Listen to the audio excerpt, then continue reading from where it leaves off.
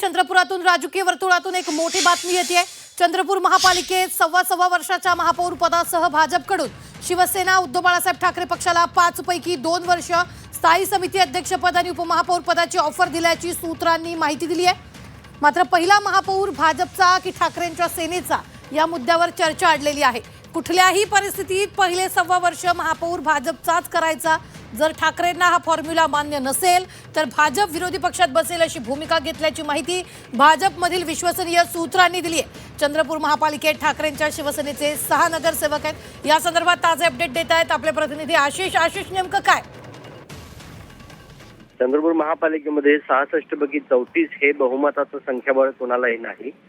त्यामुळे सर्वाधिक मोठा पक्ष असलेला काँग्रेसनी 23 किंवा 24 संख्याबळ असलेल्या भाजपची मदत केली नाही तर हा गुंता सुटू शकत नाही, किंवा ठाकरे सेनेचा जो गट आहे 10चा, त्या 10च्या गटाने समजा भाजपला मदत केली नाही तरीही महापौर होऊ शकत नाही असं चित्र आहे। आणि जी चर्चा सुरू होती काँग्रेस अंतर्गत मतभेदानंतरची की त्यांचा गट तयार झालेला आहे, आता फक्त केवळ चर्चा उरली होती की ठाकरे सेनेच्या संदर्भातला विषय कसा भाजप श्रेष्ठी घेतात तो गुंता त्यांनी उकललेला आहे। पहिली 1.25 वर्ष ही भाजपचा महापौर राहील, नंतरचा 1.25 वर्ष हे उबाटा शिवसेनेला दिलं जाईल असा तो फॉर्म्युला आहे।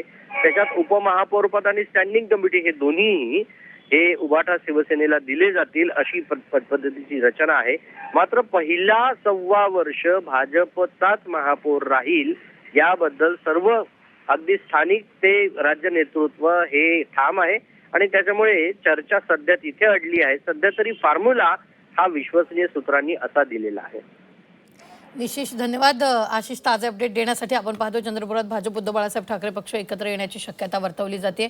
पहिला महापौर कोणाचा यावर चर्चा अडलेली आहे असं सूत्रांकडून कळत आहे।